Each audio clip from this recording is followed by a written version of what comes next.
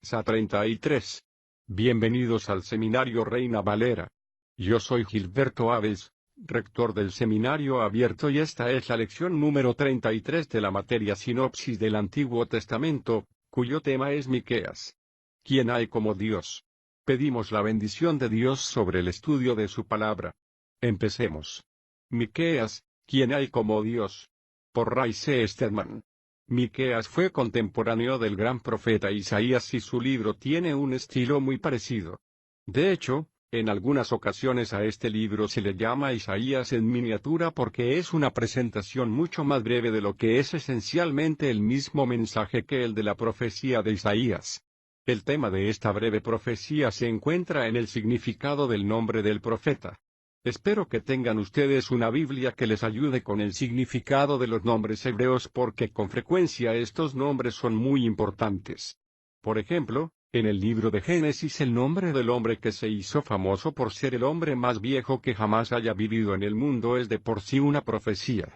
De hecho, cuando nació Matusalén, su padre Enoc aprendió algo que no olvidó nunca y estaba oculto en el nombre de Matusalén. Matusalén vivió un total de 969 años y su nombre quiere decir cuando él muera, vendrá.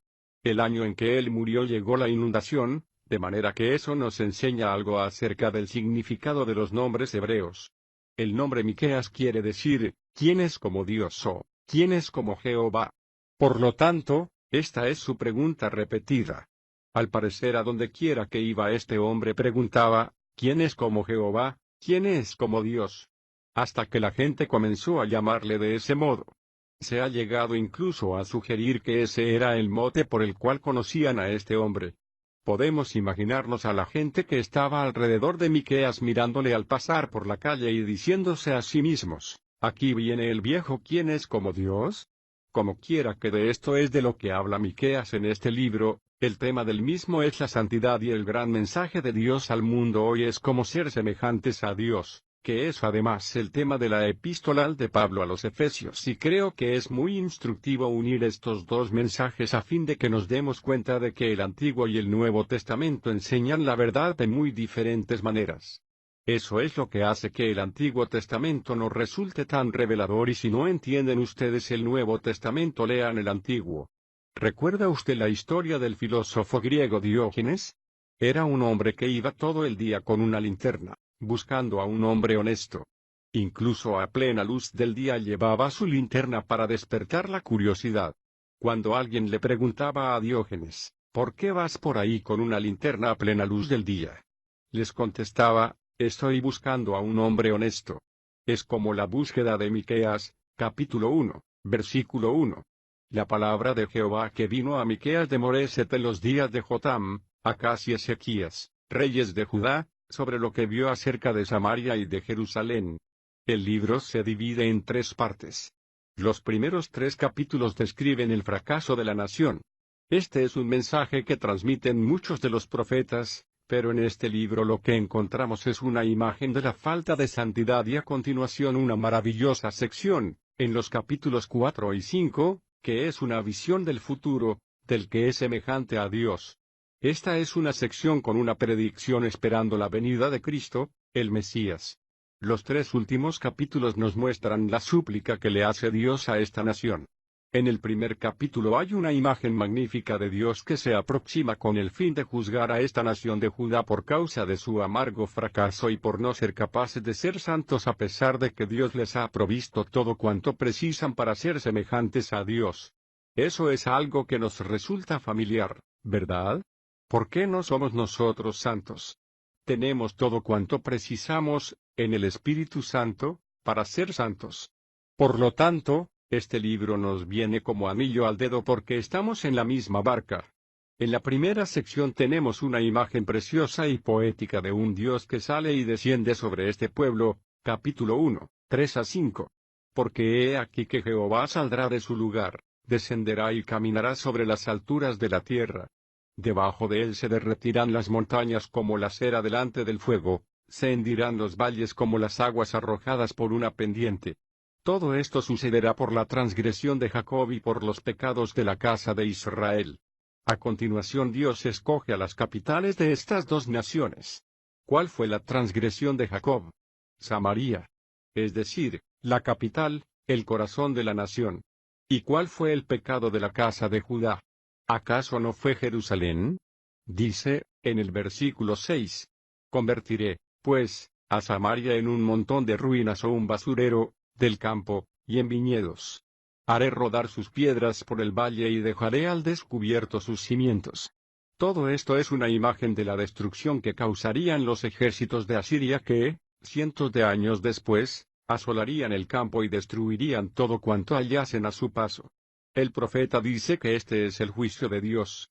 En los versículos 10 al 16 encontramos algo muy interesante, aunque en otro idioma que no sea el original, puede resultar difícil de ver.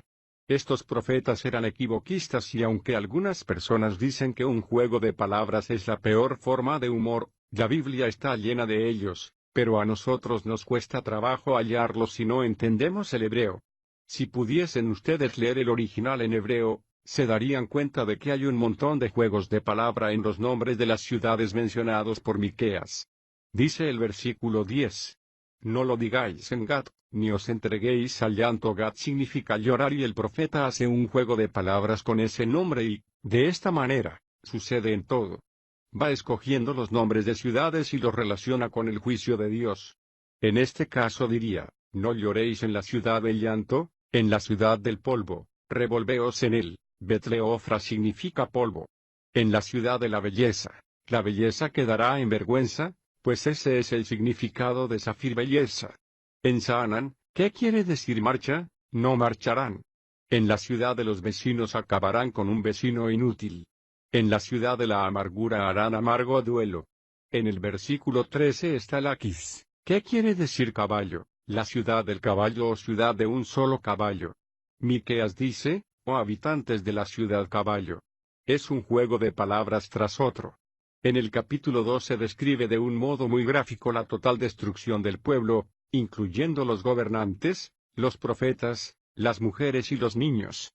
En el capítulo 3 leemos el motivo por el que Dios les juzga de este modo. Miqueas ha estado buscando la santidad y la busca donde sería de esperar encontrarla, entre los gobernantes de la nación, entre los representantes de Dios, pero lo que encuentra es corrupción, opresión, soborno e injusticia por todas partes. Miqueas expone esta lamentable situación en Jerusalén y dice que el motivo por el que Dios está juzgando a este pueblo es que aquellos a los que les ha sido concedida la autoridad para actuar en nombre de Dios se han olvidado de que son responsables ante Él. Esto es algo que siempre nos afecta, ¿no es cierto? Porque siempre que nos encontramos en un puesto de autoridad se nos dice que recordemos que también tenemos una autoridad sobre nosotros. Poco importa si es usted una autoridad en la iglesia, como anciano, o en la ciudad, como alcalde o parte del consejo, o si ha sido nombrado presidente de su clase o si dirige su propio grupo. El Nuevo Testamento nos recuerda que es preciso que los amos no olviden que tienen también un amo en el cielo y que Dios tiene toda la autoridad y es el responsable. Efesios 6, 9. Por lo tanto, el hombre que olvida este hecho usa el poder para su propio provecho y eso fue precisamente lo que había corrompido a aquella nación. El profeta nos lo resume en el capítulo 3, versículo 11, sus jefes, o gobernantes, juzgan por soborno. Sus sacerdotes enseñan solo por paga y sus profetas predicen por dinero. Hay tres clases diferentes de gobernantes en la nación, los dirigentes espirituales, los gobernantes civiles y los dirigentes morales y aunque precisamente ellos debían haber sido santos, son los más impíos porque no han sabido reconocer que cuando el hombre ocupa un puesto de responsabilidad de cualquier clase, lo ocupa con el fin de representar a Dios. Esto se aplica incluso a los jóvenes que ocupan cargos en las escuelas. Estamos representando a Dios en esos cargos. Pablo dijo, no hay autoridad, o poderes, que no provenga de Dios. Romanos 13, 1. Y eso no se refiere solo al gobierno civil, sino que se aplica a todos los niveles. Pablo les llama a los ministros de Dios para bien y cuando los gobernantes, sean civiles, espirituales o morales, reconocen que son representantes de Dios, siempre hay un buen gobierno, pero cuando se olvidan, se produce la corrupción, la opresión, los sobornos, la agonía y las lágrimas. En el capítulo 4, encontramos un pasaje que es una visión maravillosamente exaltada, en el que el profeta eleva sus ojos y mira a lo largo de los siglos más allá del retorno de Babilonia, después del gran imperio occidental de Grecia, del imperio romano y los tiempos de los Césares, más allá de la Edad Media con Martín Lutero y la Reforma y John Wesley e incluso más allá de nuestra propia época, a la venida del que es semejante a Dios. Este es el más precioso de los pasajes mesiánicos en las Escrituras, capítulo 4, versículos 1 a 4. Acontecerá en los últimos días que el monte de la casa de Jehová será establecido como cabeza de los montes, y será elevado más que las colinas, y correrán a él los pueblos. Muchas personas vendrán y dirán, venid, subamos al monte de Jehová y a la casa del Dios de Jacob, para que él nos enseñe sus caminos y nosotros caminemos por sus sendas, porque de Sión saldrá la ley, y de Jerusalén la palabra de Jehová. Él juzgará entre muchos pueblos y arbitrará entre naciones poderosas, hasta las más distantes. Y convertirán sus espadas en rejas de arado y sus lanzas en podaderas. No alzará espada nación contra nación, ni se adiestrarán más para la guerra. Cada uno se sentará debajo de su vid y debajo de su higuera. Y no habrá quien los amedrente, porque la boca de Jehová de los ejércitos ha hablado. Eso aún tiene que suceder. Las naciones no olvidarán nunca cómo hacer la guerra, nunca obedecerán a esta palabra de convertir sus espadas en rejas de arado y sus lanzas en podaderas hasta que no venga aquel que sabe gobernar en santidad. El resto del capítulo 4 describe cómo se reunirá Israel y por fin derrotará a sus enemigos. El capítulo 5 empieza con un nuevo pensamiento. El profeta le dice a Israel, versículo 1. Reúne ahora a tus tropas, ciudad de tropas. Nos han sitiado. Esa era una imagen del ejército asirio que se había reunido alrededor de la ciudad con vara herirán en la mejilla al juez de Israel. Pero además es una imagen del día en que un gran ejército asirio, procedente del norte, descenderá contra Israel. El motivo por el que viene este ejército se menciona en este versículo, con vara herirán en la mejilla al juez de Israel. Esta es una referencia bastante rápida a la primera venida del Señor Jesús, cuando se halló ante Pilato y los gobernantes de la nación y le golpearon con una caña y le colocaron una corona de espinas sobre la cabeza y le vistieron con un manto de púrpura, inclinándose ante él, haciéndole burla, golpeando en la mejilla al gobernante de Israel. Mateo 27, 27 a 30. El profeta ve de repente de dónde vendrá este gobernante. Este es uno de los grandes pasajes proféticos del Antiguo Testamento, versículo 2. Pero tú, Belén Efrata, aunque eres pequeña entre las familias de Judá, de ti me saldrá el que será el gobernante de Israel, cuyo origen es antiguo, desde los días de la eternidad. Desde la eternidad, desde siempre y para siempre. ¿Recuerda usted cuando vinieron los sabios del este buscando al rey de los judíos que había nacido? Le dijeron a los gobernantes de Jerusalén, ¿dónde está el rey de los judíos que ha nacido? Y los principales sacerdotes les contestaron, en Belén de Judea. Mateo 2, 1 a 6. Como lo sabían.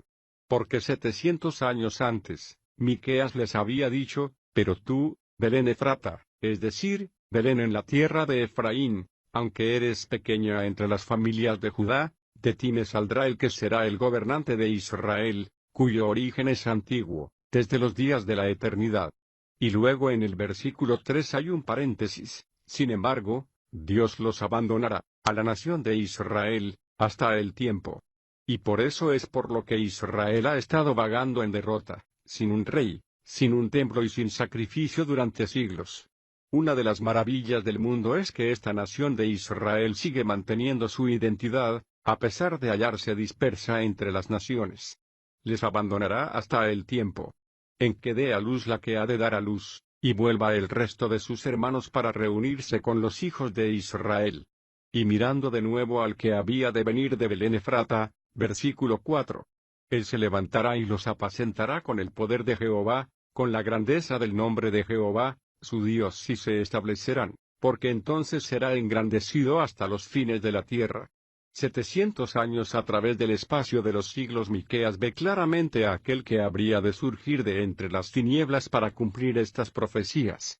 Su venida es desde la eternidad porque es el Dios hombre, el único hombre santo que jamás ha caminado sobre la tierra, el que es semejante a Dios. En los capítulos 6 y 7, en un pasaje de poder y belleza, Jehová vuelve a suplicar a su pueblo y a mostrarles el camino de la santidad. En la actualidad oímos hablar mucho acerca del diálogo, de que necesitamos hablar con aquellos a los que nos oponemos. En este caso, Dios tuvo una controversia con su pueblo y lo habló con ellos en este pasaje. El profeta dice, capítulo 6, 1 a 2. Oíd, por favor, lo que dice Jehová, levántate, pleitea junto a los montes, y que oigan las colinas tu voz. Oíd, oh montes, el pleito de Jehová, vosotros los poderosos fundamentos de la tierra, porque Jehová tiene pleito con su pueblo y contenderá con Israel. Eso prepara el escenario. Aquí Dios habla y he aquí lo que dice, versículos 3 a 5. Pueblo mío, ¿qué te he hecho o en qué te he agobiado? Responde contra mí. Yo te hice subir de la tierra de Egipto. De la casa de esclavitud te redimí y envié delante de ti a Moisés, a Aarón y a María. Recuerda, oh pueblo mío, que maquinó Balac, rey de Moab, y que le respondió Balaam hijo de Beor desde Sittim hasta Gilgal, para que conozcas los actos de justicia de Jehová. ¿Qué cree usted que va a responder el pueblo a esto? Aquí tenemos su respuesta, versículos 6 a 7. ¿Con qué me presentaré a Jehová y me postraré ante el Dios Altísimo? ¿Me presentaré ante él con holocaustos, con becerros de un año? ¿Aceptará Jehová millares de carneros o miríadas de arroyos de aceite? ¿Daré mi primogénito por mi rebelión, el fruto de mi vientre por el pecado de mi alma? ¿Qué es lo que quieres, Dios? ¿No es eso lo que dice tantas veces la gente? ¿Qué es lo que me pides? Escuchemos a la misericordiosa respuesta de Dios, que es uno de los más hermosos versículos de toda la Biblia. Versículo 8. Oh hombre, Él te ha declarado lo que es bueno. ¿Qué requiere de ti Jehová? Solamente hacer justicia, amar misericordia y caminar humildemente con tu Dios. Esa es la respuesta, ¿no es cierto? Así es como podemos ser semejantes a Dios, caminando en humildad ante Dios. Después de todo Él es el que puede hacer que seamos semejantes a Dios, santos, pero los israelitas no lo consiguieron, de modo que aparece de nuevo la declaración de juicio, cuando por fin Dios se ve obligado a hacer que despierten de su insensatez y de su debilidad. La descripción del juicio se resume y continúa hasta que llegamos al final del capítulo 7, donde el profeta concluye el mensaje con una imagen maravillosa de Dios. Fíjese cómo empieza, versículos 18 a 20. Que Dios hay como tú, que perdona la maldad y olvida el pecado del remanente de su heredad. No ha guardado para siempre su enojo, porque Él se complace en la misericordia. Volverá a compadecerse de nosotros. Pisateará nuestras iniquidades y echará nuestros pecados en las profundidades del mar. Como alguien dijo en cierta ocasión, y luego pondrás un letrero diciendo prohibido pescar. Concederás la verdad a Jacob y a Abraham la lealtad que juraste a nuestros padres desde tiempo antiguos. ¿Qué camino hay que seguir para ser santos? Dejar a un lado nuestra maldad, confesando nuestra culpa ante Dios, esperando que Él perdone nuestras iniquidades y que eche nuestros pecados en lo más profundo del mar. ¿No es eso lo que dice el Nuevo Testamento? Si confesamos nuestros pecados, Él es fiel y justo para perdonar nuestros pecados y limpiarnos de toda maldad. Indicador ordinal femenino Juan 1, 9. ¿Cómo se puede caminar en humildad ante Dios? Juan contesta diciendo que debemos de andar en luz de la misma manera que Él es luz, es decir, andar de una manera abierta y honesta, no intentando ocultarle nada a Dios. No debemos pretender ser lo que no somos ante Él. Pero si andamos en luz, como Él está en luz, tenemos comunión unos con otros y la sangre de su Hijo Jesús nos limpia de todo pecado. Indicador ordinal femenino Juan 1, 7. La pregunta de Miqueas resuena en nuestros oídos. ¿Quién como Dios? El único que es como Dios es el hombre que camina con el Señor